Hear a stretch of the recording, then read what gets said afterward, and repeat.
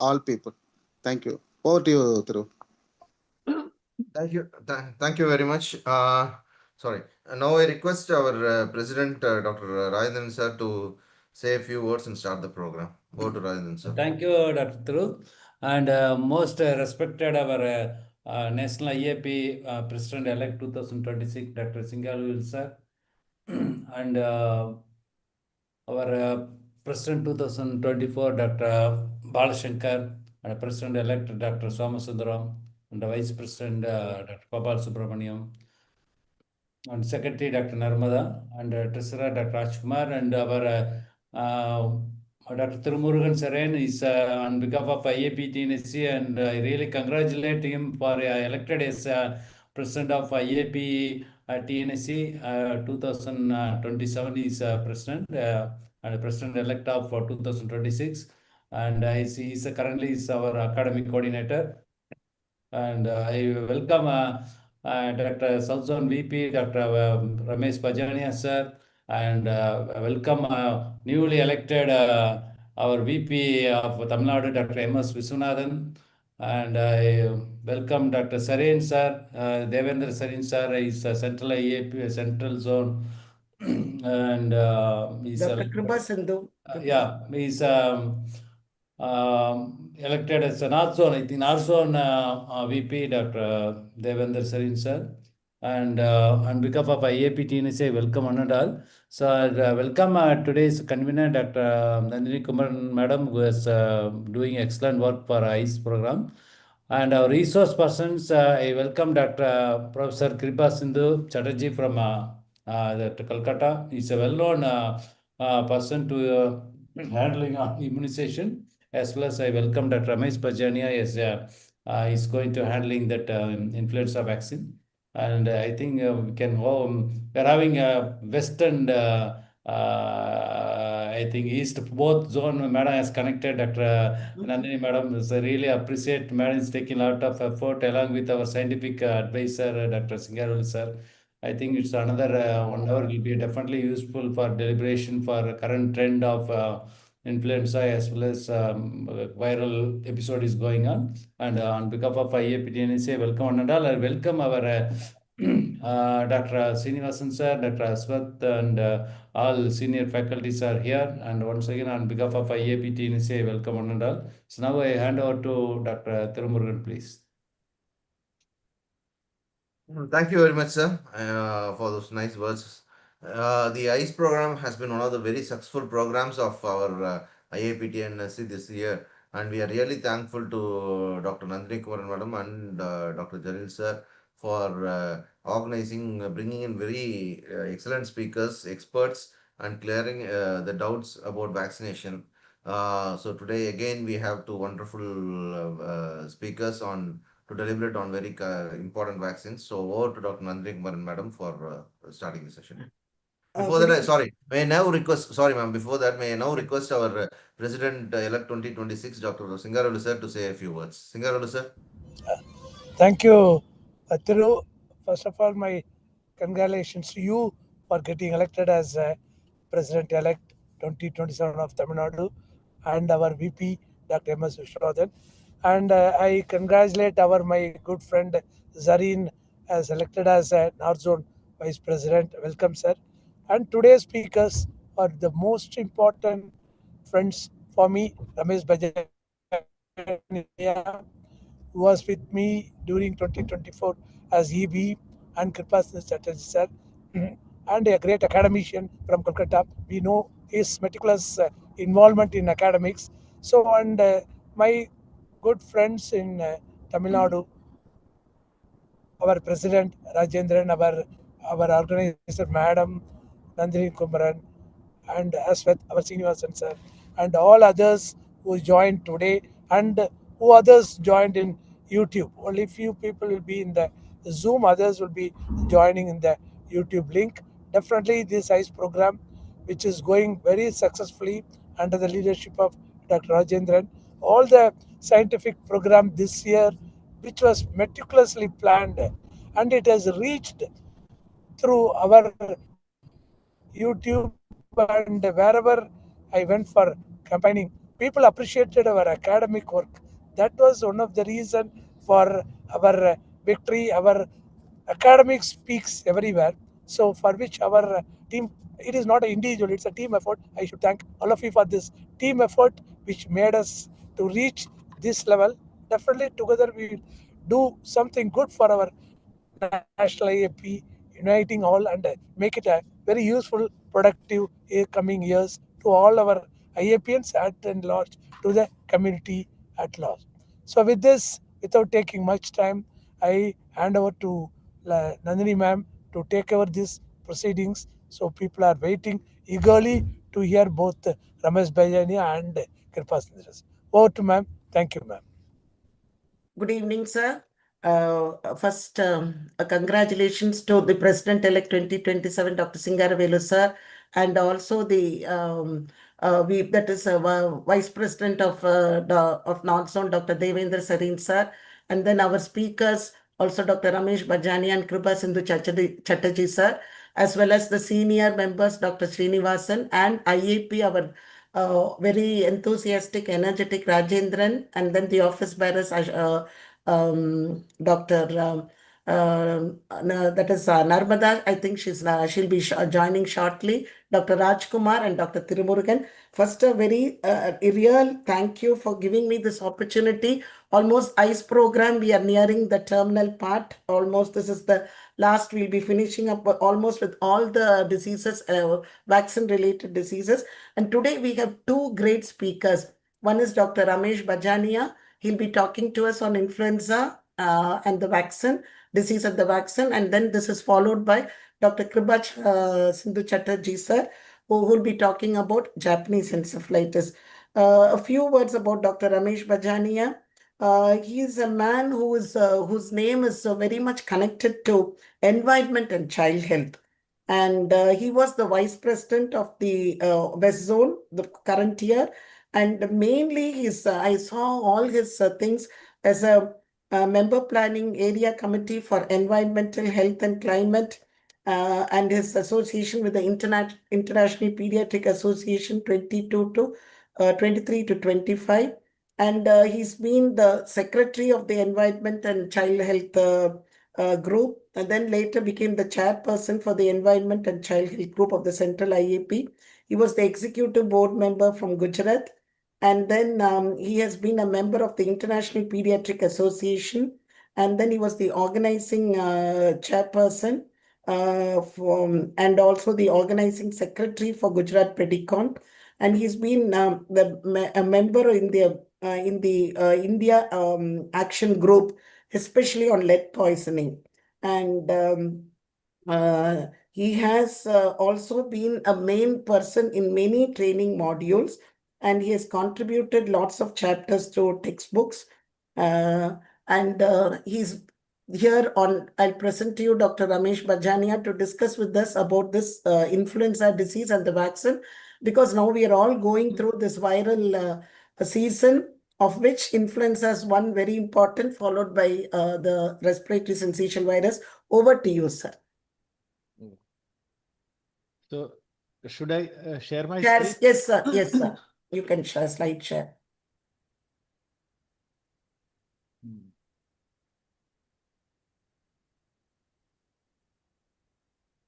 Visible, Yes, sir. no? Visible. You can go to the slideshow, sir. Yeah, I'll do that.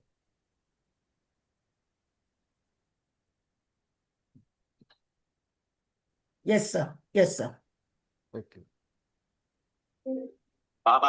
So just let me know, voice is enough or should I raise it Yes, further? sir. A little more, sir. Little Oh, more. okay. So first Audio. of all, thank you so much, Tamil Nadu State Chapter, for inviting me on an academic platform, which is by now a very well-known brand across the country. And thank you for bringing me to my core hobby, that is academics. So coming to the not taking much time between academics and rest of the formalities, let us go to the background. The influenza virus is an orthomyxovirus, is a single-stranded RNA virus, and it is capable of causing disease in humans, birds, and animals. There are three types of influenza viruses, A, B, and C, and the subtypes of type A in influenza virus are determined by either HA, that is heme agglutinin, or NA, that is neuroamidase.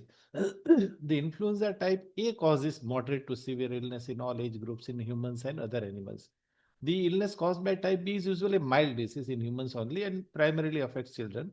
The illness by type C is rarely reported, so generally we don't discuss it. Now coming to the nomenclature like A oblique California oblique 7 oblique 2009 H1N1. So how this nomenclature is there? That first is the order of virus type. Like here, A is the order of virus type. Second is geographic origin, that is from California. Third is strain number. So 7 is strain number. The fourth is 2009, that is year of isolation. And fifth is virus subtype. So that is H1N1. This is how they keep the name of virus. And this virus is characterized by frequent mutations. This is very important to know. Antigenic drifts and shifts. Now, what it is, antigenic drifts is a minor antigenic change, both A and B, but the shift is major and only in A. The human pandemic, like recently we had A oblique H1N1, is an example of antigenic shift. Now, vaccines elicit a relatively strain-specific humoral response. It doesn't work against each and every virus, and it has a reduced efficacy against antigenically drifted virus and are ineffective against unrelated strains. So, it is of utmost importance that vaccine should incorporate the current strain prevalent during that particular time. Now, it is most effective, this vaccine, when circulating viruses are well matched with viruses contained in vaccines. This is very important to know. WHO and various agencies, they continuously monitor the influenza viruses circulating in humans, and then they update us regularly about the composition of upcoming influenza vaccines. That is twice a year they do this thing. So for northern hemisphere it is in February, and in southern hemisphere it is in September. These are influenza seasons, and the hemispheric specific vaccines are generally available 4 to 6 months later. So southern, which is in September, the vaccine is available 6 to 7 months after. That is April, May, just before the onset of monsoon, and September to October for northern hemisphere vaccines. If we go to history, then in 20th century, the first pandemic, which was very deadly, that was in 1918, and where 20 to 40 million people died. That was H1N1, that was Spanish flu, and followed by another one that was by H2N2, that was in 1957, and again after 11 years in 68 by H3N2, that was Hong Kong flu. Now, what happens that whenever there is a new virus, it tends to replace endemic or seasonal influenza viruses, and post-pandemic, it continues to co-circulate as the new seasonal virus above the previous virus. Therefore, it would exhibit antigenic drift, and thus more than one drifted variant may co-circulate at any given point of time. Not necessary, but it may. Now, in India, the first positive case, that is pandemic PDM H1N1, was reported in May 2009, and by the end of 2010, 20,000 plus cases and 1,700 plus deaths were reported. The country experienced three waves at that time. First one in 2009 September, second wave December, third wave in August 2010. So now PDM H1N1 now circulates as a seasonal influenza strain.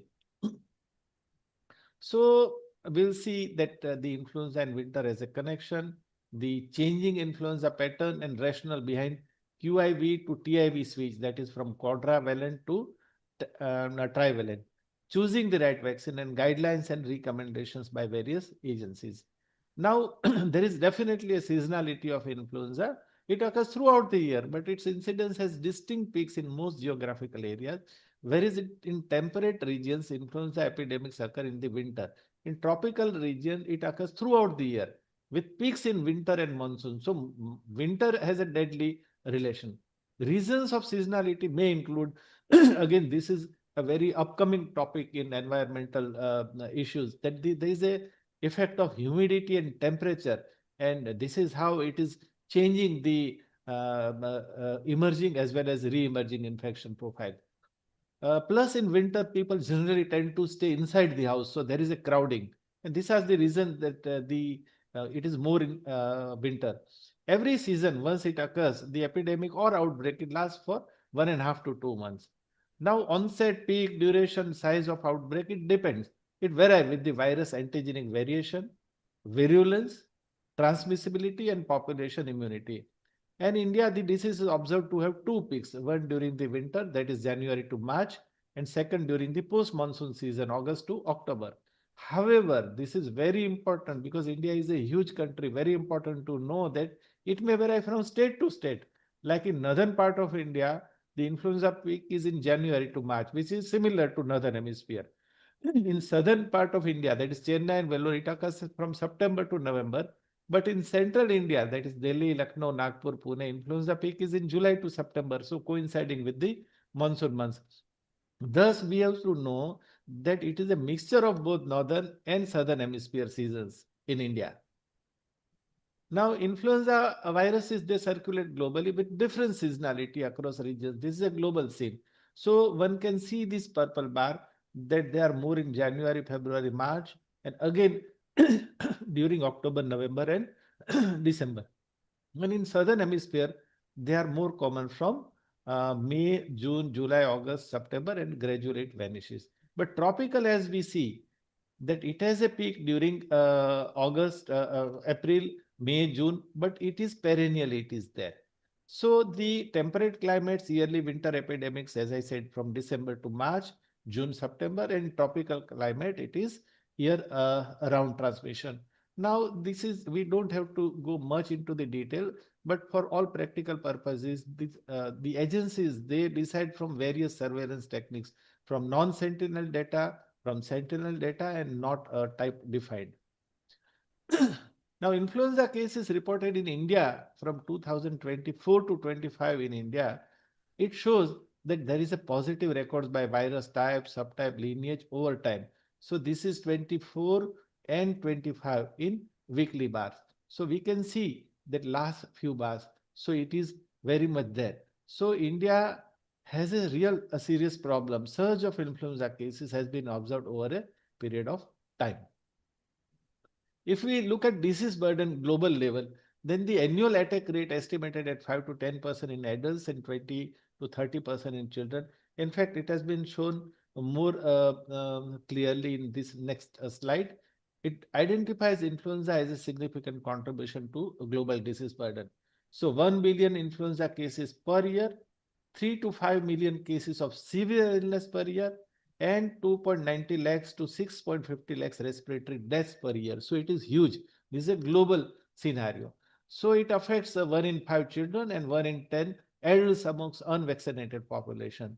The illness could be mild to severe and even death. Hospitalization and death occur mainly among high risk groups.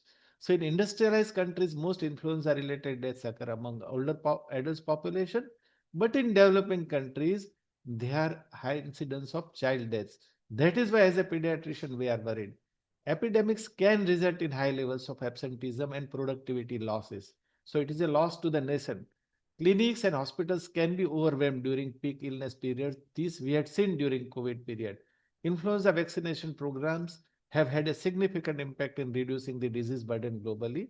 But the worrisome thing is that incidence of influenza has now returned to pre-COVID-19 pandemic levels. So again, we are back to square one.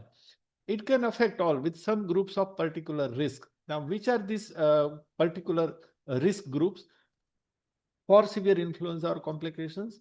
Older adults, always.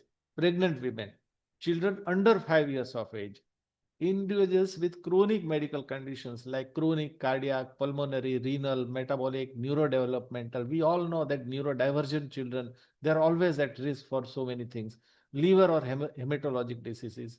And individuals with immunosuppressive conditions or treatments like HIV, those who are on chemotherapy, steroids, or suffering from malignancy. And those at increased risk of exposure to or capable of transmission of influenza virus to those at risk of influenza related complications. Who are these?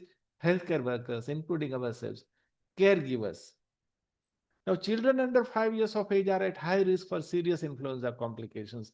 In 2018, among children less than 5 years, there were an estimated 109 million influenza virus episodes globally.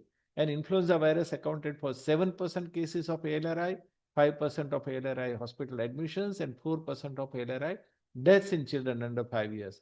Again, a systemic review covering 30 years of seasonal influenza epidemiology in sub-Saharan Africa found that on an average, influenza accounted for 10% of all OPD visits and 6.5% of hospital admissions for acute respiratory tract infections.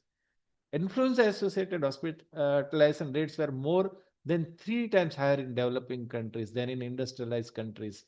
This is significant and important to know because we are living in a developing countries. High levels of influenza virus circulation occurs in children. Children aged up to 17 years, they are 2 times more likely to develop a symptomatic flu virus infection than adults. Why? Because they have a naive immune system and may not be strong enough to control the ill effects of virus immediately.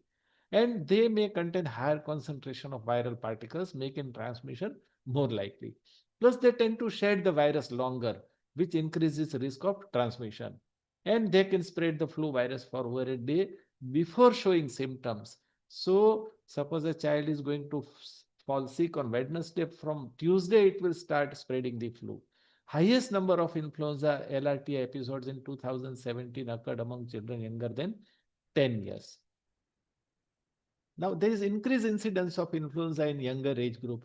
Now, this purple bar, dark purple, is less than 1 year, lighter is 1 to 4, further lighter is 5 to 9 years. So, when viewed, this downward trend in the age of maximum number of cases was seen. What is apparent is that in 2009, 60% of the H1N1 children were under 5 years of age. So, you can see from this point further below down, more than 60%, they were under 5 years of age. Similarly, in 2017, these had increased but from 60% to 83%. So this is a real problem because now more and more children are affected. If we look at India, then adequate data are absolutely lacking, but still whatever the published data are, there are 5 to 10% of all acute respiratory tract infections, and the reported incidence of URI was found to be 10 per 100 children years. According to Indian review, influenza virus was responsible for 1.5 to 14.5% of all ARI episodes. And influenza network in India is comprised of 10 sentinel sites which are fixed, strategically located to cover major areas of India, and then they come out with the suggestions of future vaccine strains. There was one community-based study from North India, and it estimated incidence of influenza episodes among children with ARI around 180 to 178 per thousand children in below 1 and 2 years respectively. Similarly, the incidence of influenza-associated ALRI was calculated as 33 and 44 per thousand children in same 1 and 2 years. Now, there are two peaks. India shows a secondary peak of influenza during winter. So the primary peak is in during monsoon, that is June to September. That is why we recommend to take vaccine just before June. And then the secondary peak follows, which is during winter, that is November to February. There are risk factors and the heavy burden of influenza. We should not ignore it because there is a peaks in influenza activity which occurs during higher absolute humidity or precipitation months. Annual incidence of symptomatic influenza is 3 to 11%. Increased risk for complications in all susceptible age groups, pregnant women, elderly women, individuals with chronic health conditions and less than 5 years. And 21-22 influenza season revealed that there were 9 million cases and 1 lakh influenza related hospitalization. There are winter epidemics, as I said, temperate region and tropical region. In tropical region, circulation of virus is more complex. So 2 or 3 annual incidents occur. In temperate climates, regions caused by influenza A and B with sporadic cases and outbreaks. So winter and influenza has a very worrying connection. There is a changing pattern of influenza cases in winter. If we look at global scenario from 1909 to 2015, there were 2.91 lakhs to 6.45 lakhs estimated annual mortalities due to seasonal influenza, and amongst these less than 5 years comprised of 9,000 plus to 1 lakh plus in children. Same time, similarly, from 2009 to 2017 in India, a review of records from a medical college hospital in southern India of 855 children, it showed that from 2009 to 2012, more than three quarters of cases presented in the rainy seasons and almost 90% presented in winter and spring. Children experience serious complications and co-infections during seasonal winter influenza. So it is not simply the influenza infection. There are co-infections also. Disease severity in children influenza B virus infection during 21-22 winter season in China was analyzed. There were 88 patients with a median age of 48 months, 4 years. 73 had severe infection, 15 patients had critical infection. And major study findings revealed that a greater proportion of critically ill children had complications and bacterial co-infections. And critically ill children have higher levels of inflation. Why? Because they have lower levels of adaptive immunity. High mortality in children due to influenza in winter. Again, data shows a high number of deaths in the winter compared to the summer months. A study was carried out to assess the increase in excess mortality in England during 2014 to 15 winter season and revealed that there was a statistically significant influenza associated deaths in under 5 years children. Influenza causes more severe disease in younger adults and children with underlying clinical risk factors, what we mentioned. So, it increases missed school days among school going children. In a study involving more than 1,000 children, the influenza infection accounted for 47% of all missed school days. So, this is a huge number. They are due to various causes like symptoms due to like sore throat, longer duration of illness, fatigability, pyrexia, shortness of breath, but ultimately child cannot attend the school. Now coming to the influenza vaccines, there are two types of vaccine, inactivated and activated. The inactivated, the IIVs are produced from virus growth in embryonated hens eggs and are of three types: whole virus, split product, and subunit surface antigen formulations.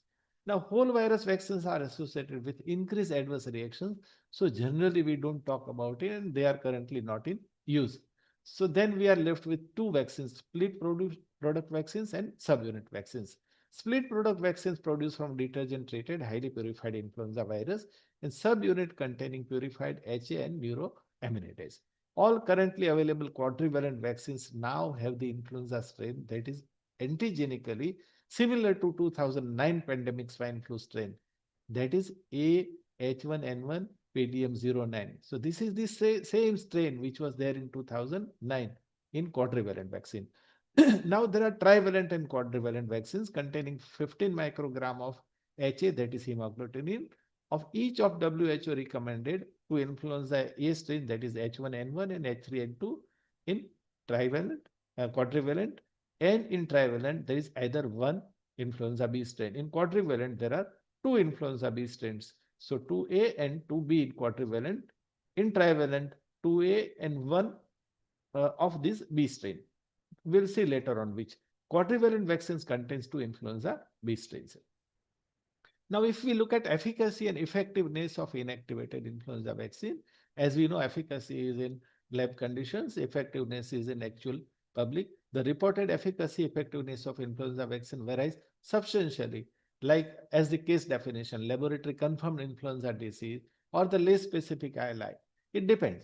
The match between the vaccine strains and prevailing influenza strains, as I said, if you use vaccine, but if it's not matching with the current influenza strain, then the effect is not there.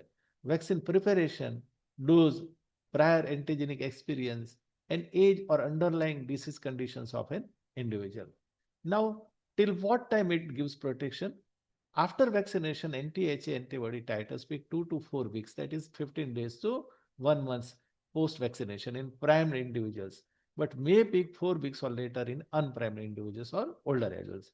So the evidence from clinical trials suggests that protection against viruses that are similar antigenically to those contained in the vaccine extends for at least 6 to 8 months. Then they start winning. Which are the contraindications for inactivated? Severe allergic reaction to vaccine component or following a prior dose. Which are the precautions, conditions where you should take precautions? Moderate or severe acute illness, one should not give at that time. History of GBS within 6 weeks of receipt of influenza vaccine or history of egg allergy. Dosage and schedule 0.5 ml, that is 15 microgram of HE, more than 6 months of age.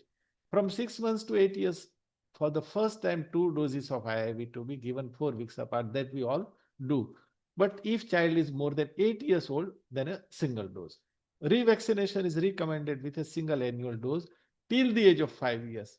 Why some in why some 8 years? We'll see later. In those at high risk of influenza complications, annual revaccination may be continued beyond the age of 5 years. So there we can give up to later age. Now, the second category is live attenuated influenza vaccine.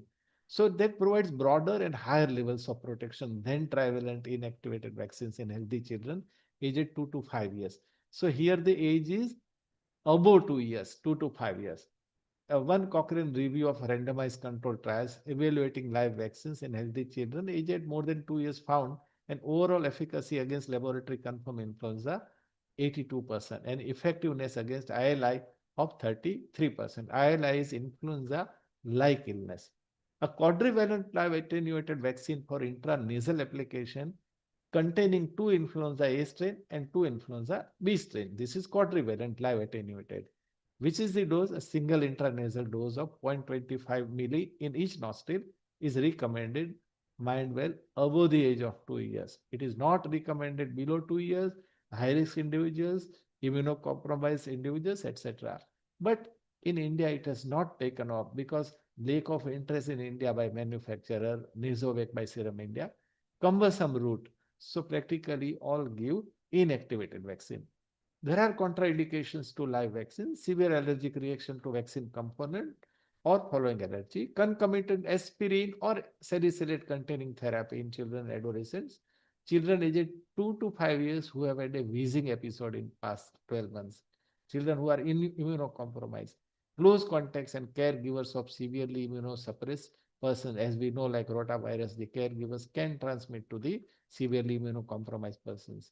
Pregnancy, the receipt of influenza antiviral medication, that is oseltamivir and zanamivir, within the previous 48 hours. These are the precautions like one should take during moderate or severe acute illness with without fever, history of GBS within 6 weeks, asthma in person aged more than 5 years, other underlying medical conditions. Now, when to give influenza vaccine, the timing. The WHO guidelines recommend that the latest strain of influenza vaccine should be taken 2 weeks prior to the onset of influenza season of a particular region. Now, India is a huge country, so not a same yardstick can be applied to each and every state because of its geographical diversity. As far as the influenza virus circulation in India is concerned, the viruses remain active throughout the year in low grade, 3 to 8%. They are perennially there. But there are peaks. They have been noted during rainy seasons throughout India. In northern India, like Delhi, peaks have also been noted during winter. The evidence of antigenic drifts of circulating influenza viruses in India, together with the temporal peaks in seasonality of influenza in different parts of the country, it illustrates the need for a staggered approach in vaccination. So it could be different for different states. This is to be noted that WHO convenes, as I said, 2 meetings in a year. Now, vaccine for February recommendation, we discussed Northern Hemisphere, September is Southern Hemispheres.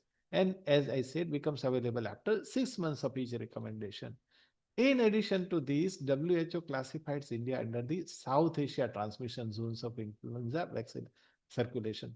That is why this strongly points India's alignment with the availability of Southern Hemisphere vaccines. Many times in our group, our colleagues, they ask that which strain we should use. So WHO has already classified us under the South Asia transmission. So we have to use Southern Hemisphere vaccine to ensure that we have the latest available strains for early vaccination to prevent the peak of circulation of influenza in the rainy season across the country. So somewhere in March and April, because in most places after April, the monsoon starts. Hence, there is a need for a staggered approach in vaccination timing. So April may be good for entire country, except Tamil Nadu and southern Kerala. There it is in October and December. And northern parts. So in Jammu and Kashmir, in similarly October and December. So we have to go for a staggered approach. Which vaccine to give? In those who with underlying risk factors, only the inactivated vaccine should be used, right? In healthy individuals aged 2 to 49 years, either the inactivated or live attenuated vaccine may be used. Now, inactivated influenza vaccine in pregnancy, because we all know that pregnant women, they have a increased risk of severe disease and death from the infection. And it may lead to complications like stillbirth, LBW, neonatal death, preterm delivery, etc. So they should be vaccinated with IIV at any stage of pregnancy. Remember, it is with inactivated influenza vaccine. This recommendation is based on evidence of a substantial risk of severe disease in this group and evidence that seasonal influenza vaccine is safe throughout pregnancy and effective in preventing influenza in the women as well as mind well in their young infants in whom the disease burden is also high. So it becomes our obligatory duty to advise our gynec colleagues. Vaccination improves protection against influenza in preschool and school-going children. How? Hospitalization and ED visits, vaccination reduces likelihood by half. The vaccine efficacy is 40 to 60% when vaccine and circulating strains are similar. In unvaccinated versus vaccinated children, if we look at, then they contract influenza 3 times more often, so they miss more school days. Influenza versus non-influenza viral infection, if we look at, then children experience more symptoms for longer period of time and miss more school days. Influenza scenario in India and the need for vaccination as a preventive strategy is, it goes without saying. In a study conducted in 2017 on children less than 5 years of age, there were 1 crore 60 lakhs plus cases of influenza, 1.1 crore plus influenza associated outpatient visit, 28,000 fatalities. So this vaccination reduced the overall impact of influenza, lower the risk of influenza related death, and promote the cost-effective way for the prevention of influenza vaccine. Influenza vaccination prevents severe illness in children and transmission to the wider community.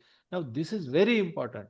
How? Children are important contributors to the transmission of influenza, and vaccinating children is an effective way to block transmission to the wider community. So it protects the adults of that particular community also.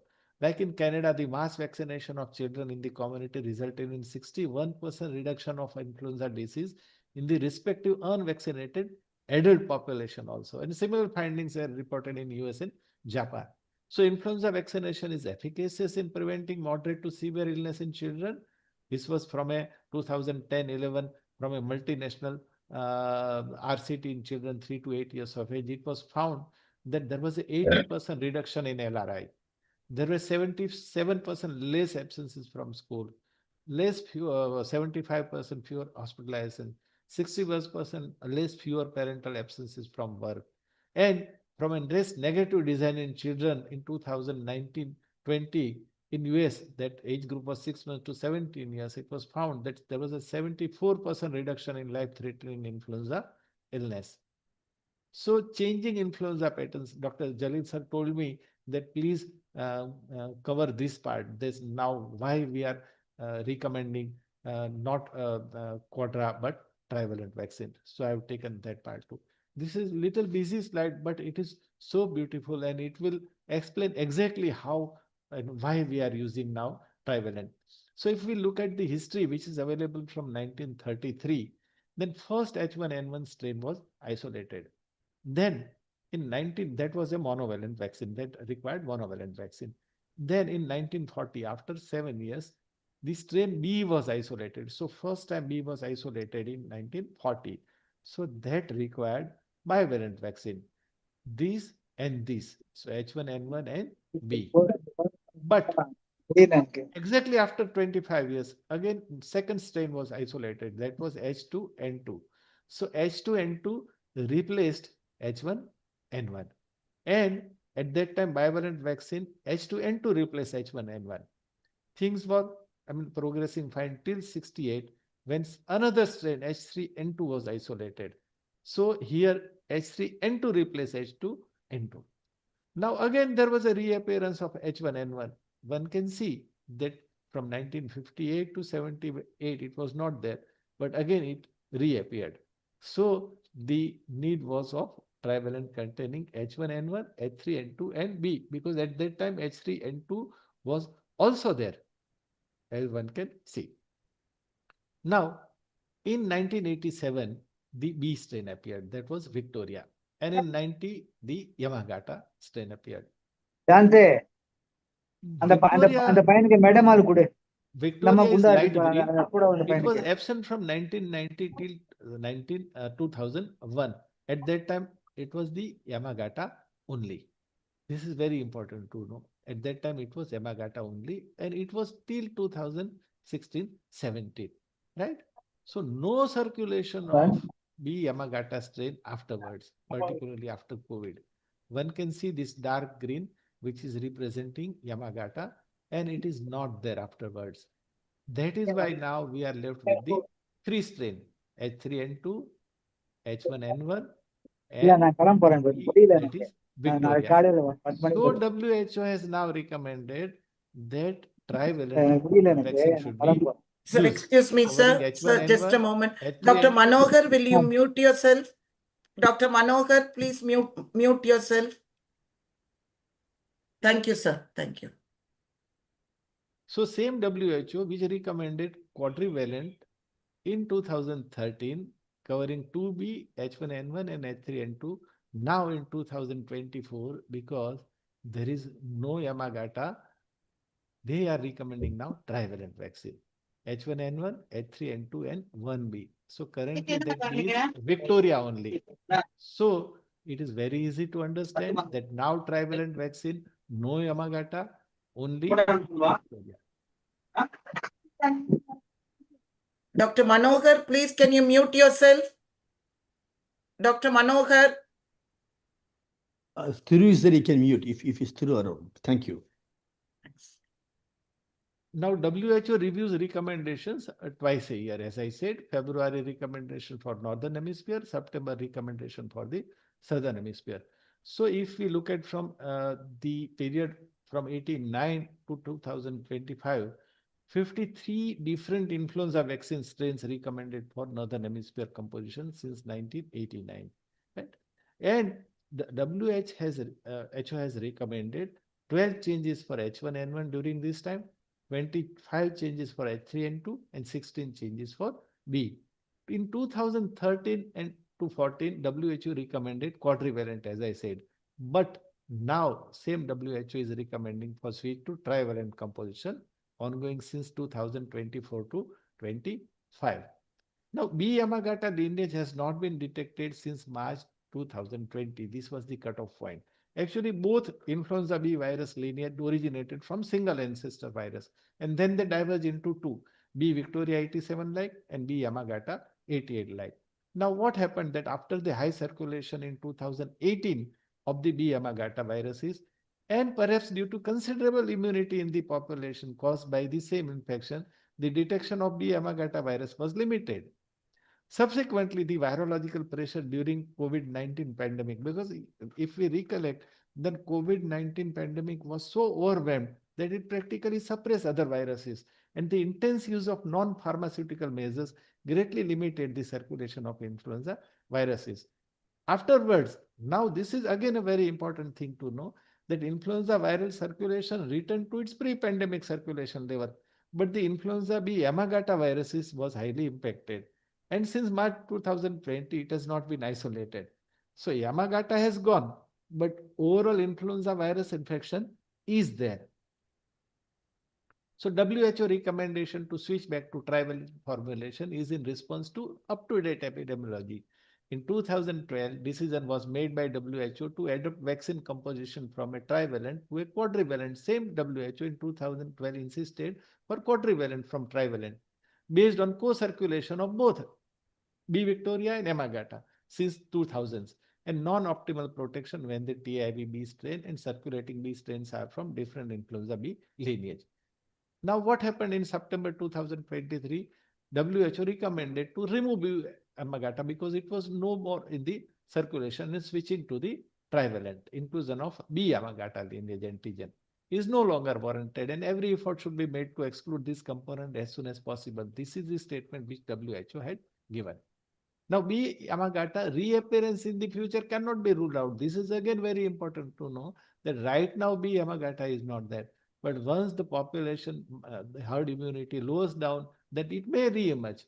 So good global surveillance systems are in place, closely monitoring influenza viruses, SARS-CoV-2 and other respiratory viruses. However, there is a need for increased vigilance in regions with lower absent surveillance. The problems occurs where in countries where the surveillance is absent or low. So WHO will continue to recommend appropriate strains to be included in the vaccines with corresponding formulation based on most up-to-date epidemiological context. That is why this vaccine, every year it comes out, new strain. It could be the same strain also, but every year the preparations are under the guidance of WHO and other agencies. So, So these excuse are me, all sir, the two, agencies. 2 to 3 more minutes, sir. Yeah. These Thank are you. the agencies, different agencies, which have said same, and some of them they have started doing also. So now we are gradually shifting from quadrivalent to trivalent vaccine.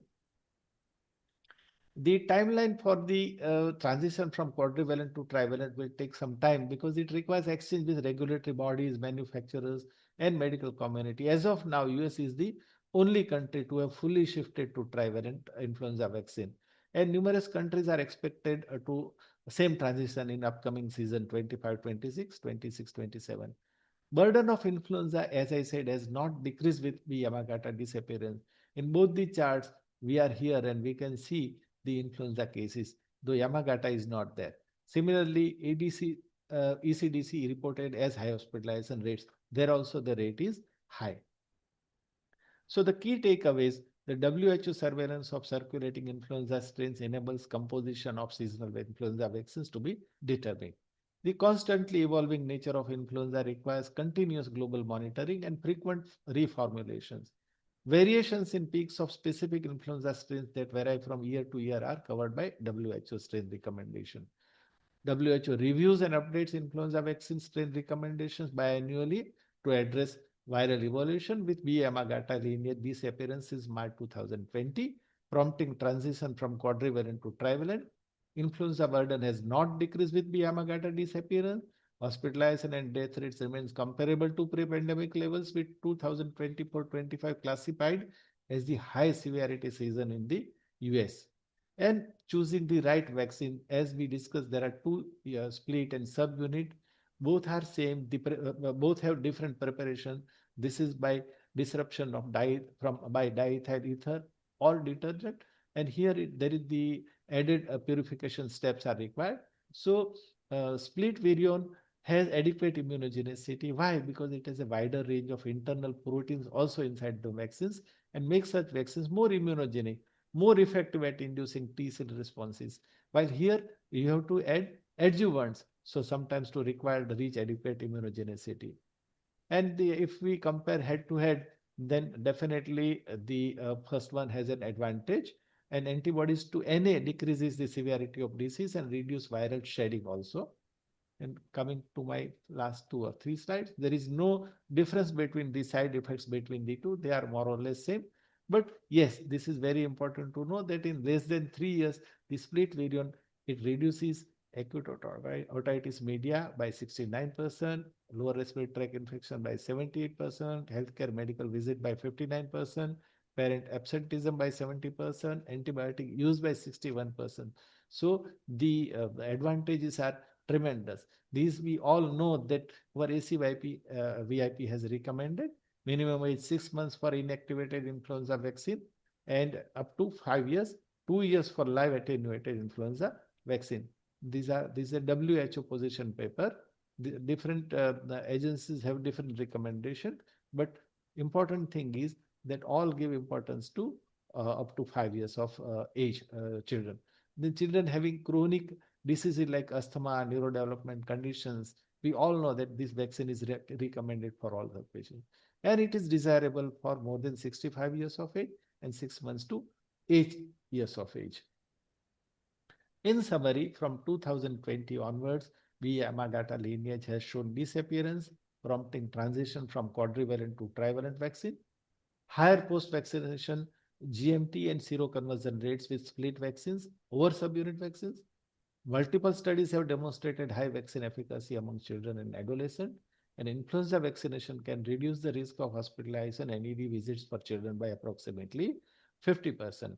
These are our IAP's recommendations, which already we discussed. And this is a very common question, like a 7-month child is due for second dose of flu vaccination next April, and next strain will be available next month, that is May. So would you like to postpone the second dose by 1 month? No, because 7 months is a high risk zone. So we will not postpone the second dose and give whichever recent strain vaccine available. And the second scenario is egg allergic individual. So if a person can eat lightly cooked egg, then he can take this vaccine. If after eating eggs a person develops only has, then observe for 30 minutes. And if after eating egg a person develops cardiovascular changes, vomiting or wheezing, then administer vaccine at a center with a facility to monitor and having trained person and observe for adverse reaction for 30 minutes. Thank you so much. Thank you so much for this opportunity. Thank you, Ramesh Bajania sir, for a very elaborate knowledge sharing, very detailed about the influenza vaccine, almost from A to Z, all about it, sir. Thank you very much, sir. Later we will take up the questions, sir. Next, we will be having about Japanese encephalitis disease and the vaccine for that. This is by Professor Kripa Sindhu Chatterjee. Doctor is the professor and head of the Department of Gauri Devi Institute of Medical Sciences and Hospitals, Durgapur in West Bengal. Sir, can you stop sharing, sir? Then probably if you stop sharing, I have stopped. yes, sir. And the sir has been a member of the IAP ACVIP, that is the Advisory Committee on Vaccine and Immunization Practice for 2 years from 20 to 21 and also 22 to 23.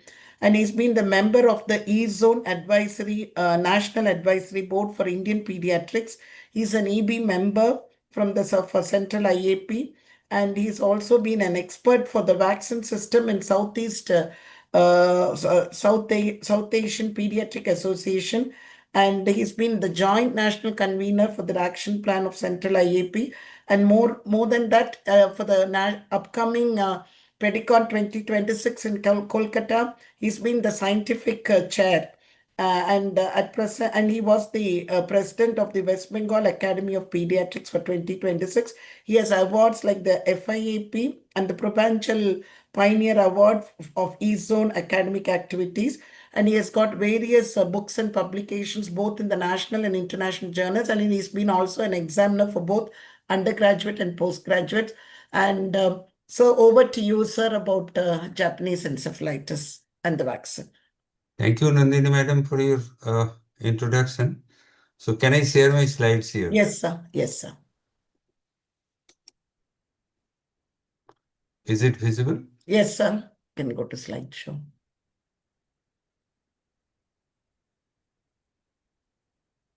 Thank you. It's not full screen, sir. It's not full screen. Only a part of it is coming. Part of it is coming. Yeah, only half slide is seen. No, sir, only one half of the slide is seen. I don't know why this is happening.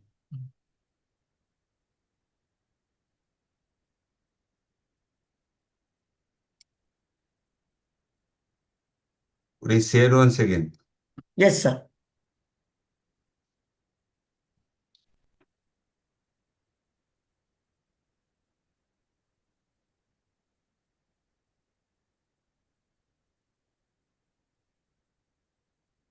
Oh, yes.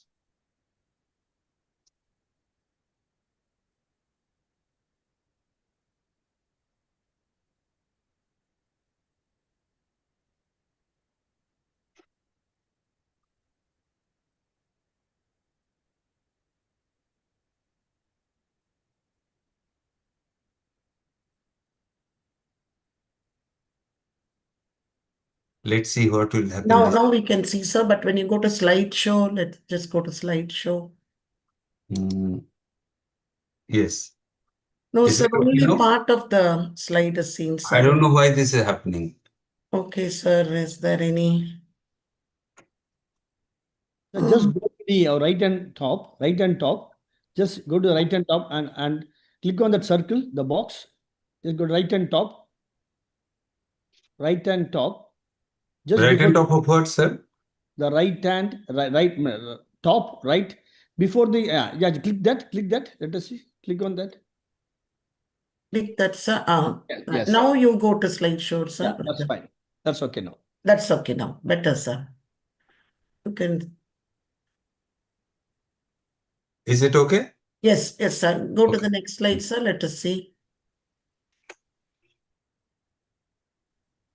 Go to the next slide, sir. For presentation, sir. If not, we can use this version. Just try once.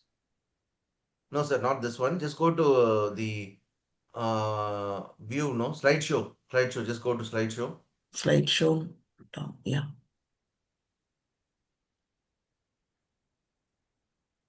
No, don't close it.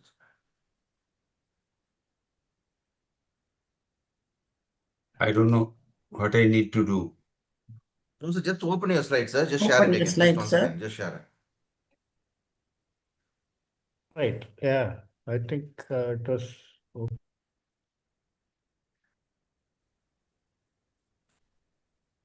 Share the slide, sir. Yeah. We can mail it to Dr. MSV also. Yeah, otherwise, I have to send it to you, anybody. Dr. MSV? Okay, okay. Dr. Just Thiru, can one of you take it Just- up? send it to Thiru. Send it to Thiru. If he not there, Thiru? Is No, it just- visible now? Yes, sir. You are visible, sir. Not but not the shared, slide- madam. Sir, Madam, நீங்க இப்ப share பண்ணிக்கிறீங்களா? the thing is not with me, so because they said they No, are no. slide sharing. It's not visible to you? No, sir. No, sir. Send it to madam or to one of us, sir. You, sir, you can, Thiru, just type out the thing, Dr. Ramesh. You can give it to Dr. Ramesh Bajani also.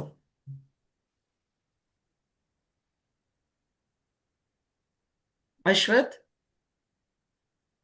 Okay. Dr. Ramesh Bajania could probably. Copy. Ramesh sir, I'm sending you in WhatsApp. Dr. Ramesh? Ramesh, sir? I don't think he's. Can I send it to you? No, he said he's, I'll speak to Dr. Ramesh, sir. Have you sent it, sir, to his WhatsApp? I'm sending it to you. Or to me, sir? Okay. Yes. You sent it to Ramesh Bajania, sir, also in WhatsApp? I have sent it to you. Sir, Ramesh sir, okay. Ramesh, sir?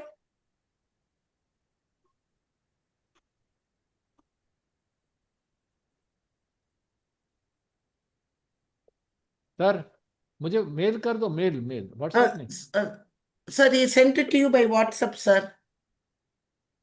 You can transfer it from WhatsApp to mail and then probably. Just a minute no आपके द्वारा दायर किया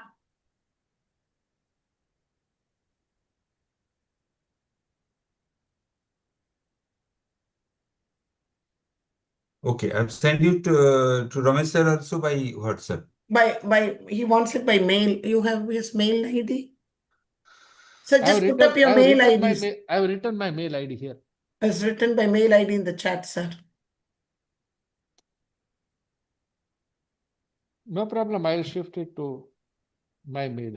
Just a minute.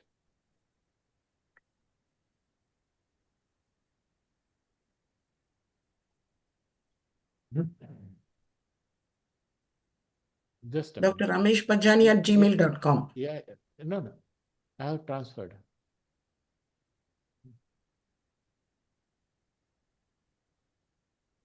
Let me see once again. Yeah. Now I'll share. Huh, Kripa Sindhu sir? Just give me a minute.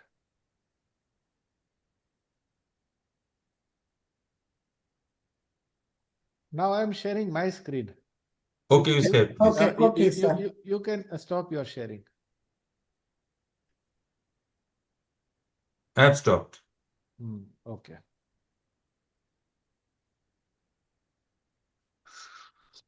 So just tell me when to move. Yes, sir. Yes, sir. Next. You go to the first slide, sir. This is the introductory. Yes, sir. Perfect. Comfortable, Thank Kripa you. Sidhu sir? Yes, Ah. yes, sir. Okay, just say next. I'll move it. Sir, I would be proud to be associated with you very closely for the next few minutes till the presentation is over at least. And thank you, Tamil Nadu IP, for inviting me with the dignified dignitaries present over here. So my point of presentation here is the Japanese encephalitis. What are the other sides of the coin? So I'll divided this presentation in 8 parts. I'll just take 2 or 3 minutes in each part in describing each of them, starting with the epidemiology, JE vaccines in India, which is the available ones, and then what the vaccine studies. Sir, first slide, please, sir. Sir. Yeah. Sir, Previous sir, slide, sir. Previous slide. First, previous slide, sir. Sir, please don't move. Subheadings. He wants no, sir. Previous. Previous one. No, Previous. sir. You're going Previous. backwards. Just Yes. yeah. Okay. Yeah. Yes. And what are the JE vaccines available in India right now? And what are the different studies? In very brief, do you need boosters really? And what is the present status of interchangeability of different JE vaccines? And we are giving vaccines for 2013 onwards. Why still JE is increasing in India? That's a myth.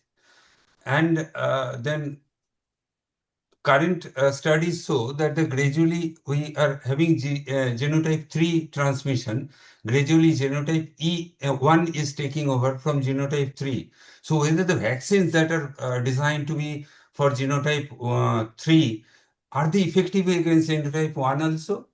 And lastly, very common question asked in almost all the conferences related to JE is I am practicing in the district adjacent to a JE endemic area. Should I give vaccine? Because JE is recommended in India for endemic districts only. So in epidemiology, next slide, sir. Bajania, sir, next slide.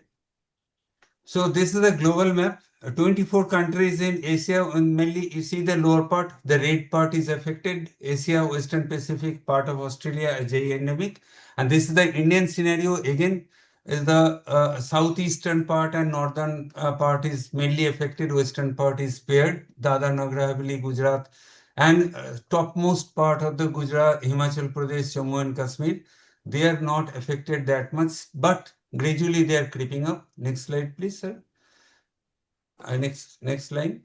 Yes. So J is the main cause of viral encephalitis in many countries in Asia. Total affected patients are 68,000. Not like Japanese, influenza as presented by Bajania sir.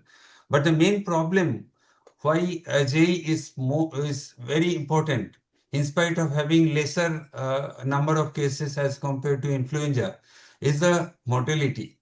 More than 30% mortality in Japanese encephalitis. Of those who are surviving, 30 to 50% would have permanent neurological sequelae. These are the two things that makes JES unique amongst the all other diseases. And almost 24 countries, as previously stated, but very important is 3 billion people. They are at risk of acquiring Japanese encephalitis infection.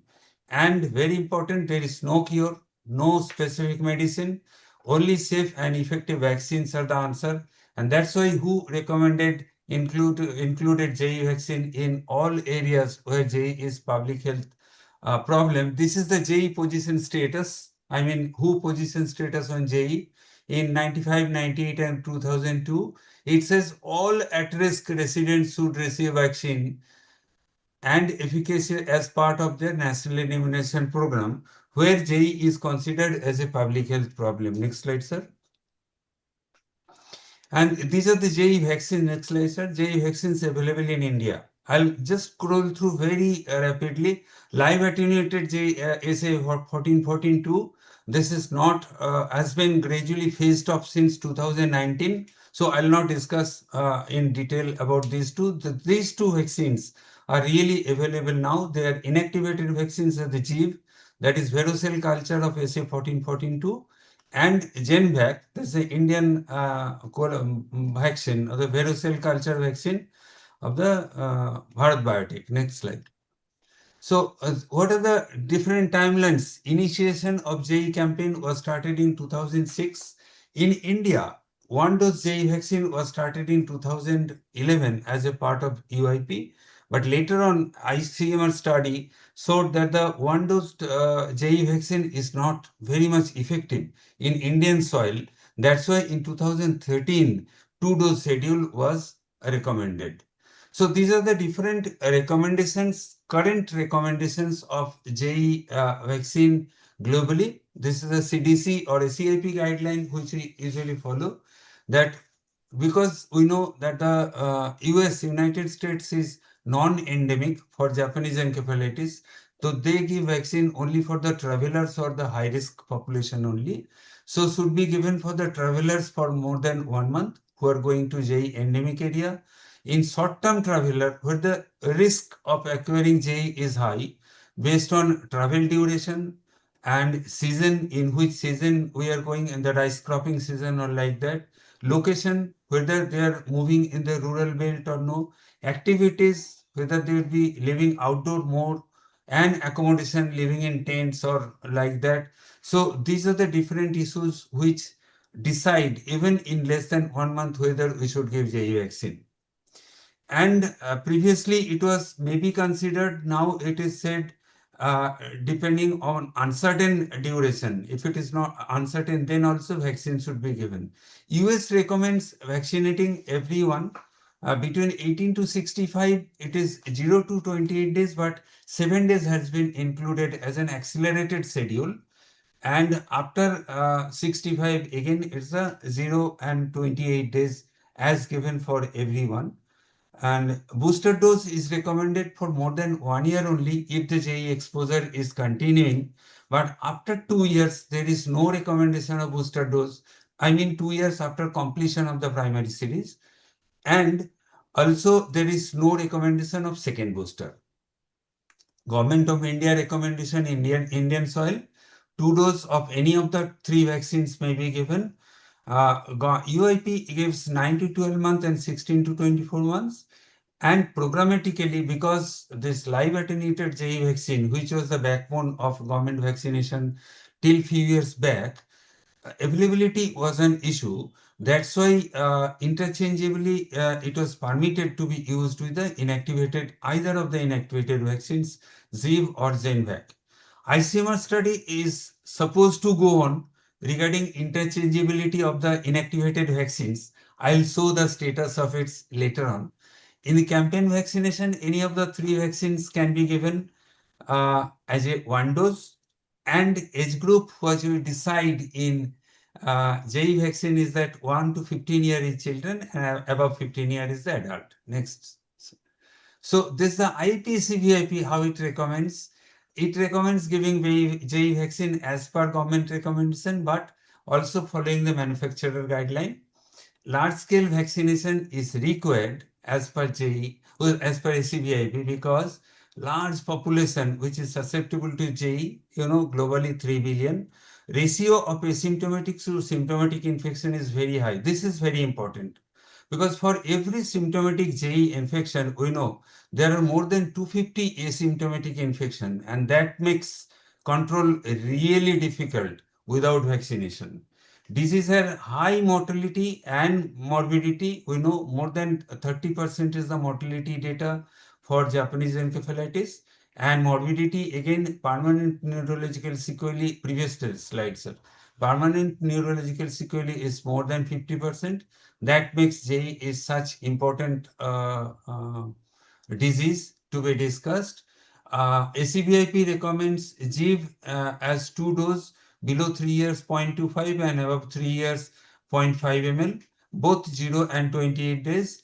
And Zenvac is recommended as 0.5 ml only. There is no 0.25 ml, more than 1 year. And again, schedule is 0 and 28 days, and neither of the vaccines booster is recommended till date. Next slide, sir.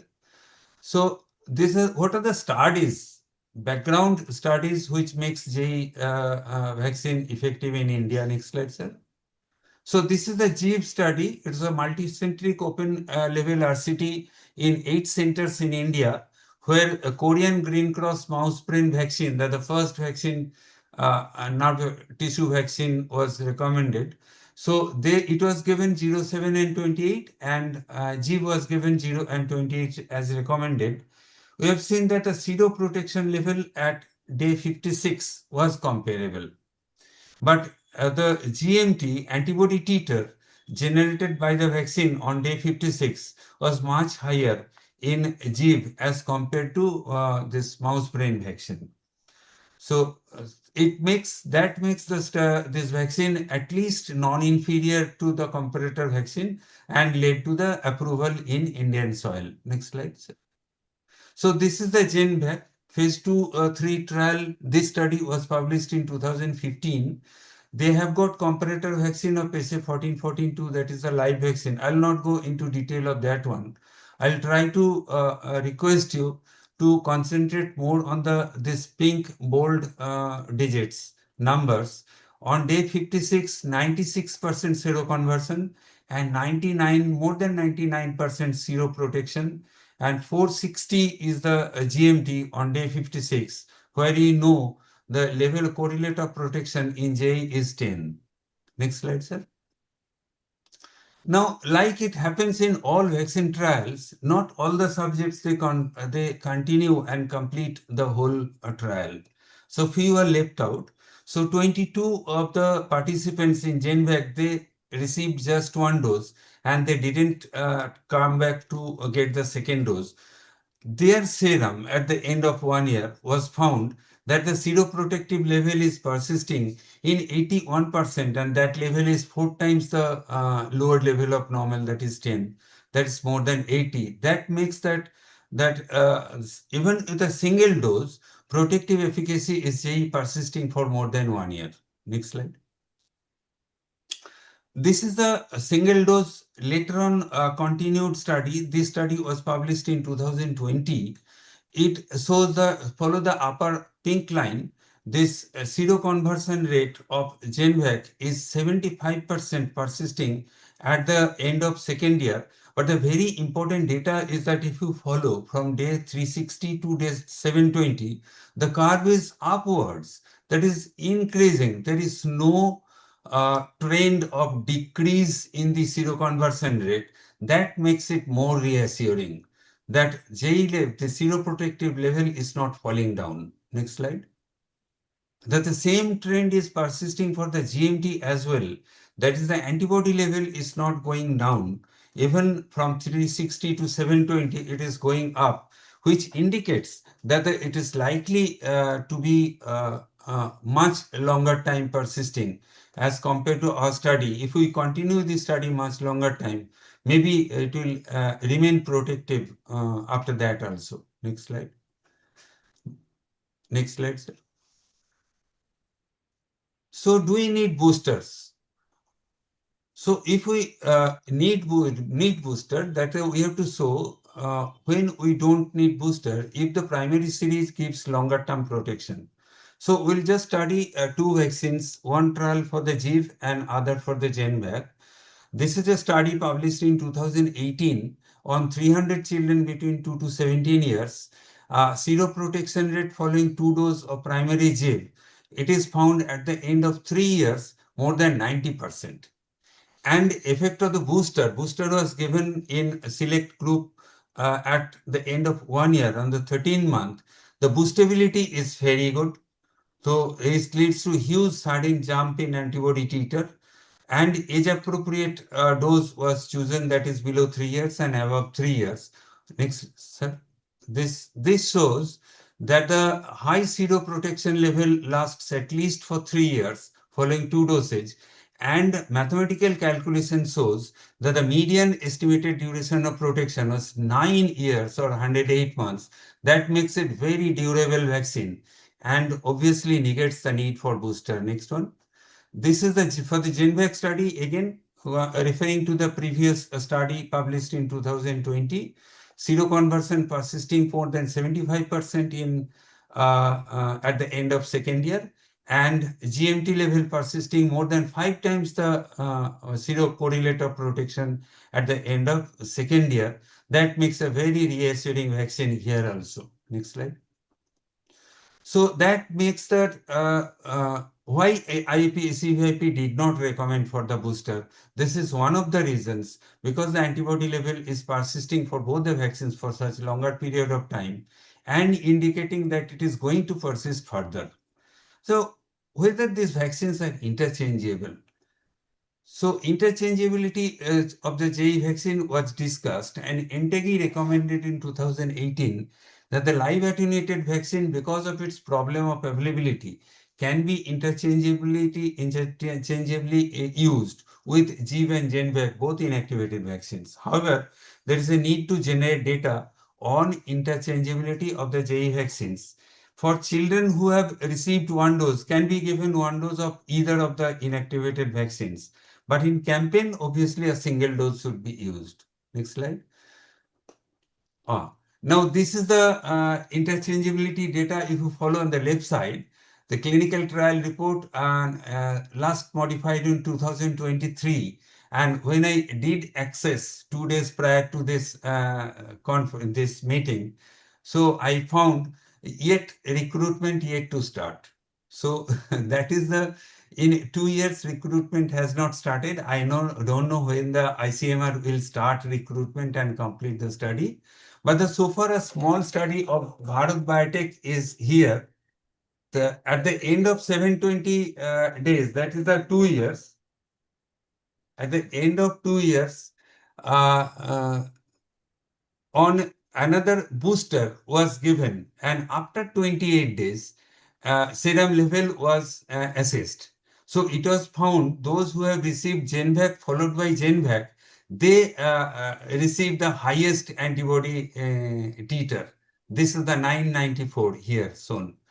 And then GenVac and this live attenuated vaccine was the second, and the least antibody response was with the live attenuated versus live attenuated, which makes the GenVac versus GenVac as the best interchangeable vaccine, but all can be interchangeably used. I have not deliberately kept the safety profile here because of lack of time will be problem. So they are safe as well. Sir, next previous slide. Yes. So children who received primary vaccine of SA14-14-2 has significantly lower neutralizing titer than who received 2 doses of GenVac. That is a summary. Sir, next slide. Thank you. JE cases are increasing. Really? Why? Next slide. But the data, 2006 to 2010, in that 5 years, 14 states in India were JE endemic. Whereas in 11 to 15, we found 21 states, and 16 to 20, 22 states, and then in 26, another study will come. So in spite of starting vaccine in 2011, in India, JE transmission is increasing. And we know that the JE vaccine is a very effective vaccine. Then where is the lacking? What is the gap? At present, 368 districts are already endemic for JE in 22 states. Next, sir. So G3 is the predominant genotype till now. G1 has been reported in India as well, like other countries in the globe. Next slide. In India, at present, 22,000 cases of JE and 8,000 deaths has been reported. Next slide. Next slide, sir. Sir, next slide, please. Yeah. So, what are the demographic changes? I'll just discuss the current changes than what used to happen previously. It was predominantly a rural disease, but now urban areas are getting affected. The studies show in 16 to 20 that 70% of JE cases are occurring in urban region only and 30% in rural. So it is acquiring more a urban status than a rural. Why? We'll discuss in next few slides. Most of the major cities are affected. Sir, previous slide. Most of the major cities and state capitals are affected, and that's why Government of India in 2017 guideline recommended both rural and urban region children should be given JE vaccine. Sir, next please. So this is as per the data from ICMR in 2014 to 17. So this is a pan-India data. It has been shown that more than 40% cases, if you follow the last two pink columns, in 15 to 44 and more than 44, total more than 40% of cases are occurring more than 15 years. That means there is demographic shift, and rather than children, adults are getting affected more commonly now. And looking into that, IAP, since our consideration is up to 18 years, has recommended that the vaccine may be given up to 18 years. Next slide. So why this is happening? Next, sir. Rethinking the JE, sir. Rethinking JE virus transmission, how it is transmitted. Then mosquito, that's the topmost part. Then amplifying host, either birds or animals. And then mosquito biting the dead on either human being or cattle or these animals. They don't transmit the disease because of very, very transient viremia. So this is the normal cycle we usually know. Then what is the change? Why we are not able to control JE? Next. So whether other mosquito species are also playing a role, or whether other type of birds are also playing role, or other animals also playing role as amplifying host, which we don't consider, that leading to this change. JE vector, we know classically it is transmitted by Culex tritonorincus and also Culex visciunii or pseudovisciunii. But studies have shown that the more than 25 species of Culex, Anopheles, and Mansonoids, they transmit JE. Some vectors are like Culex gelidus have the predilection for urban environment. They feel more at home in urban areas, remaining indoor as well as outdoor, and they are capable of harboring or breeding in dirty water, often breeds in latrines and artificial containers, and their opportunity biting behavior is very unique. Whenever the host is available, that is, they customize their availability, their biting character with the availability of the host. That makes it peculiar, not like daytime or nighttime. It depends on whenever the host is available for biting. And also because of rapid urbanization, there is a reduced number of alternate hosts whom they can bite. So humans are getting more bites, leading to more cases. Next slide. So this is if we consider Culex visciunii and Tritonorincus were the initial, if you 1968, they were the vectors. But gradually with the time, more and more vectors are getting added up. And this is the 2022 study that shows almost 17 types of vectors are transmitting JE right now. So that is one of the reasons for difficulty in controlling JE in spite of vaccination. Next slide. So this is a very important slide. This is a study on the pattern of JE positivity of animals. It was done in this Uttar Pradesh in Bareilly district. 1449 animal samples were taken. Of the 104 dogs, 55% are positive for JE. That is, they are playing role in JE transmission. 170 in pigs, almost 40% they are positive. Similar study in Malaysia, they show dogs are 80% positive and pigs are 44%. Another study on equine, next one, equine population in different Indian states. So, sir, next slide. Yes, that in different states, the equine positivity of JE seropositivity is very significant. That means other animals also, they are playing role, not only pig, other animals also are playing a role in transmission of JE. That is making its control more difficult. Next slide. So now about the birds. This is the cattle egret, and there's a very favorite of Bajania sir, and pond heron, and they we know they transmit JE. Next slide. Next click. Yes, sir. So this is the flavivirus seropositivity pattern based on hemagglutination inhibition test. This study on the left side was done in Cambodia, and the results are published in 2020. Among the chickens, it was 23% positivity and almost 40% positivity in ducks. Their role in transmitting JE, not only these migratory birds. So it shows that the ducklings and chicks have experimentally infected JE and they are transmitting the disease. Now, whether this, next slide, sir, this is probably one of the very important slides. and it was study was published in 2017. Do we always need this peaks for transmission of JE, amplifying host? Can JE be transmitted even without amplifying host? It has been shown those pigs were artificially injected with Japanese encephalitis. Their tonsils are harboring the infection for by 400 to 500 times the viral load, and they are transmitting the virus by 6 to 10 days. So even without a mosquito bite, other pigs who are very close proximity to the affected one may get affected with the Japanese encephalitis. All the time, we don't need any amplifying host even for transmission of Japanese encephalitis. Next slide.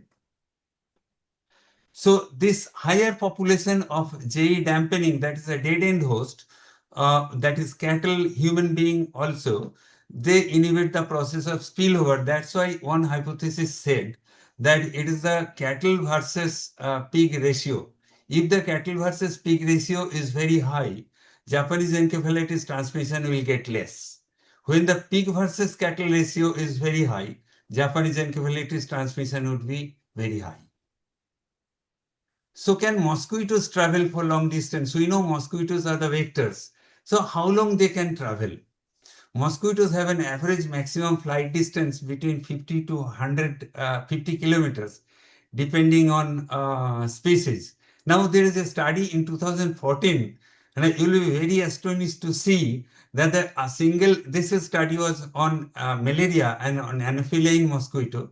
They can travel up to a distance of 300 kilometers in a single night. So how you can control these mosquitoes from going from one place to another? Next slide. Now again, question of cross protection. We are producing vaccine of genotype 3, whether it is can give protection to genotype 1 as well, which is the current gradually increasing prevalence of genotype 1. Next slide.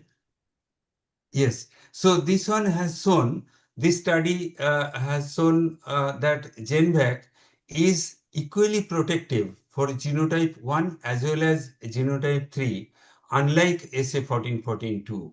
So if the whole this genotype is replaced from genotype 2 to genotype 1, still vaccine will be protective. Next slide. Now coming to the last question. So I am practicing, next slide, sir.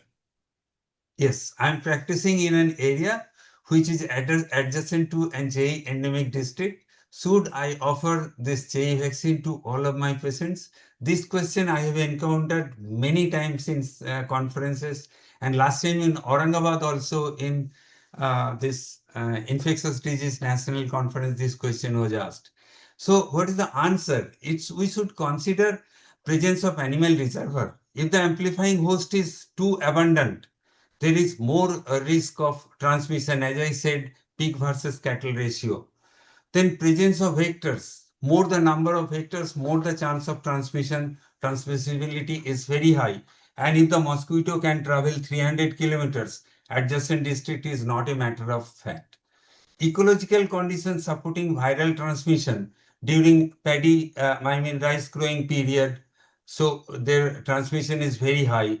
And also it has been seen, this is a topic for Bajania sir again. If we use organic manure versus chemical manure, it has been seen that the nitrogenous products of the animal manure, they promote growth of this mosquito, leading to more spread of JE. And JE infection is more common where this chemical manure is used. Proximity to other countries or regions, known JE transmission. So this is very important. Next slide. Sir, next one. So this is a guideline from PATH. I'll just request you to highlight the last two lines. Absence of the highest quality of JE surveillance system should not delay introduction or expansion of JE vaccine. If your country is not able to collect high quality data on confirmed JE cases, who recommends that you should still consider vaccination where there is a suitable environment for JE virus transmission. I think this is the answer to the question. Next slide.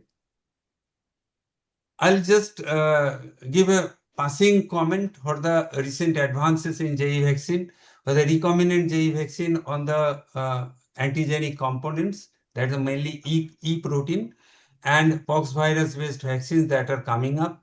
Maybe in next few years, we may get some new vaccines. Next one. Next one. So this all my data has been taken from my legendary guru, the Vipin Vasishtha sir, and this FAQ book. And I had a small review article there also I have collected, and our Gita Purple book. Thank you. I should be Sir, done in time, sir. expressing Right. my references. Thank you. Thank you very much, Dr. Kripasundhu Chatterjee, sir, for a very elaborate review about JE. Like, you make us scared of JE because we were initially thinking only some of the that is the vectors. We were worried about birds and pigs, but then you say there are this cattle, and next also children are closer to dogs and cats. So it is making the thing, and also you giving, it started with just the Culex, 3 types of Culex mosquitoes, the Vishnui and the pseudo Vishnui, and now there are about 17 mosquitoes which are thing, and then the longer distances, almost the athletic mosquitoes which are traveling from meters to 50 kilometers and 300 kilometers, really worrying, sir. And I think you've given an excellent review. And now, thank you very much, sir, for sharing your great knowledge about this disease. And now we will just go on to the questions. I will just see the chat. Maybe we'll have initially the questions on influenza, then we would come to JE, sir. Yes, I'll take So that Ramesh question by Bajania, Dr. sir. Sir, MSV. you have seen the thing? Yeah. Yes, sir. Yeah, Dr. MSV, the live attenuated influenza vaccine, it irritates the nasal mucosa and the lower respiratory tract. So the chances of flare-up of asthmatic attack is there. This is the reason the live attenuated influenza vaccine is contraindicated. So live attenuated influenza contraindicated in children with asthma, especially if there is an attack within the last 12 months. That's what you said. Second, my supplementary comment to what Dr. Kripasundhu Chatterjee said, that these Okay, sir. athletic mosquitoes, they travel 300 kilometers. Recently, last week only, I read a report that now the mosquitoes are first time seen ever in Iceland. Iceland, my God. So they don't know whether it has traveled with some in a flight or with some human being, but now they are seen. So it could be more than that. And as always, Dr. Ambedkar sir says that they are here much before than what as a human beings when we arrived. So they know how to adapt to the circumstances. I think that could be the reason. Okay, sir. Sir, and Dr. MSV once again had a thing about nasal influenza vaccines in India. I think the live attenuated influenza vaccines are at present not available for use. As you said, the manufacturers have... I discussed with few vaccinologists. Okay. Serum Institute, they came out with Nasovac initially when we all read it. We have used it, we sir. started using also. But then company, due to some curious reasons, the company itself was not very enthusiastic about it.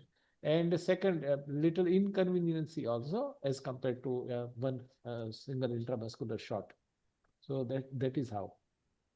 And also, sir, you also described beautifully that the 2 types. And so LA, that is live attenuated influenza virus vaccine, we are not, because non-availability, we need not get worried. Regarding the inactivated influenza virus vaccines, that is the IIV, sir had said about two things. That is, one is the split virion and the other is the subunit.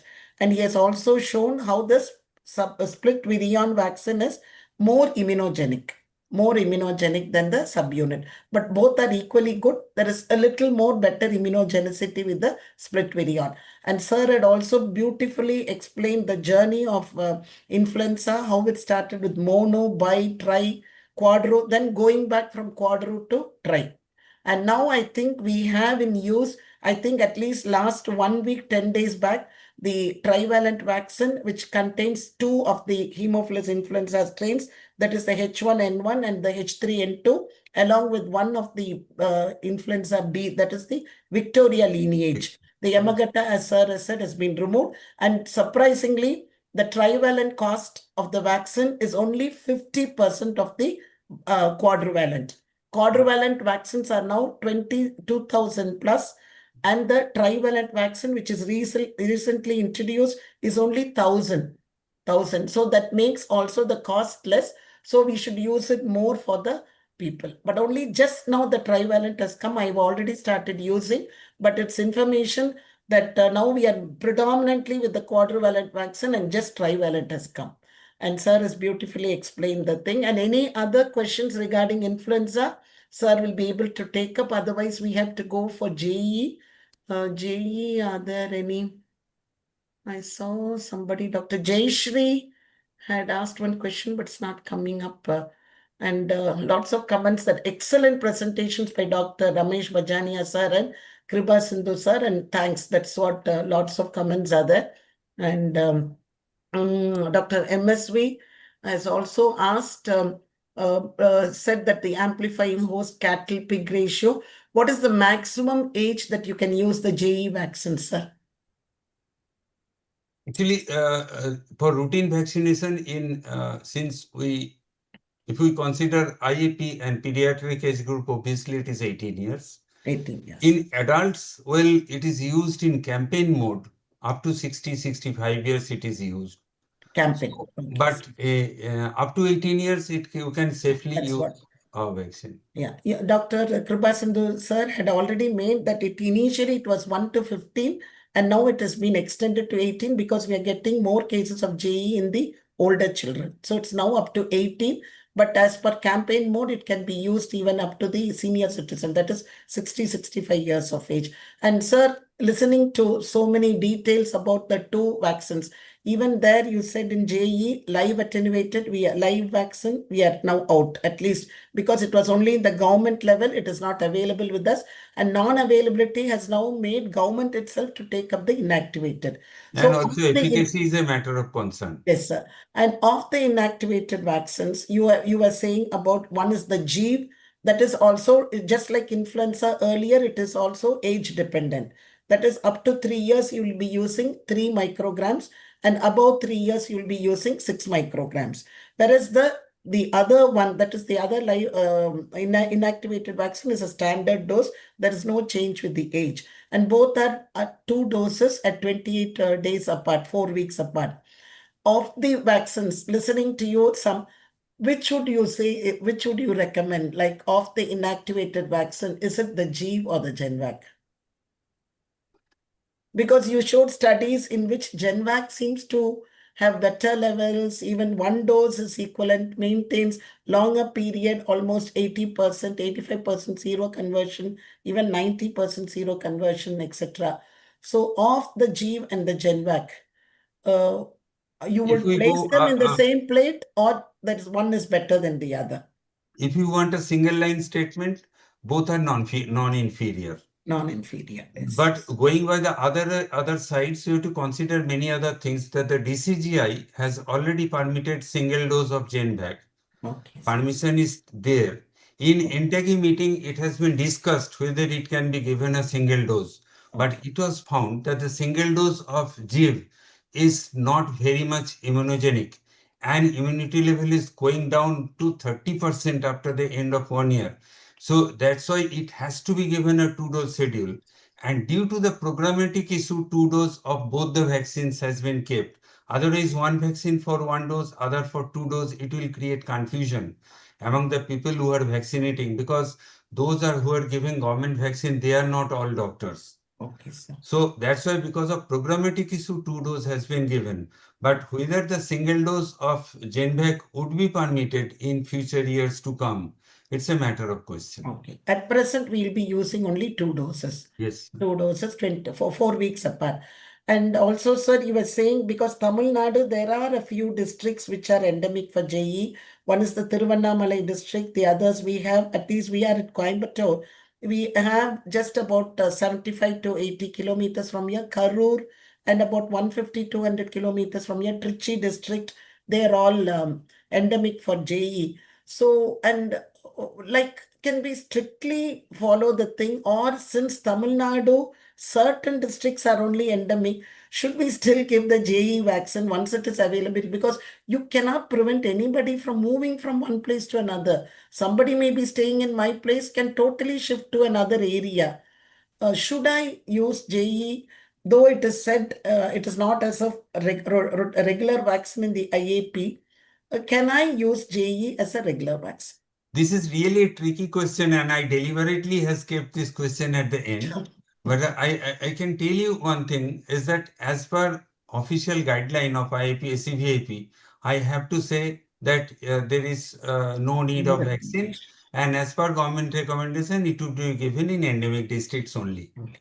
But this criteria of endemic district is gradually increasing. Yes. That I have shown in the slides. Yes, sir. And you cannot prevent human from traveling from one place to another. That is one point. And another point is that is more important. You cannot prevent the mosquitoes from traveling. Also. Yes. Because they can travel 300 kilometers a night. You have seen that in the presentation. Yes. So now it depends on one-to-one discussion. If you give JE vaccine, documenting properly, I think there is no problem. But as per current blanket statement, it should be given in endemic districts only. So we are following that, but I think we also have a one-to-one discussion with the parents, and those who are willing, we do go about giving the vaccine, sir. You just record it, put a signature, Yes, and give the vaccine. Yes, sir. And any other, why is government giving JE vaccine at 9 months itself? I think this is because it has to only the contact point at that Programmatic time. issue, madam. Programmatic issue, because at 9 months you have got MR vaccine. MR. And you can club these vaccines. You have to reduce the number of visits. It is a government vaccination schedule, you see. And that's why in private practice, you are giving at 1 year, after 12 months, not at 9. In fact, now at the 9 months contact in the government, even without in non-endemic districts, now we have MR, and then we have inactivated IPV, and then we have the 10 PCV. So already 3 vaccines are there in non-endemic. So when it comes to an endemic area, it will be the 4th vaccine for them also. It's a programmatic decision. Okay, that's the thing. If there are no other questions in the floor, I really thank you and Dr. Ramesh Bajania sir and Kripa Sindhu sir for really, I think, taking your time off and enhancing our knowledge about both influenza, which is right in the season, and also a lot of knowledge about Japanese encephalitis. Thank you, sir, for accepting and sparing your time. Thank you very much. I hand over the thing to the IAP team. Well, thank you very much, sir, for 2 really wonderful sessions. I think we started with a very huge objective, and we definitely fulfilled it. So thank you very much, sir. I guess this brings to the end of the ICE series for this year. Hopefully, we'll be able to continue next year also.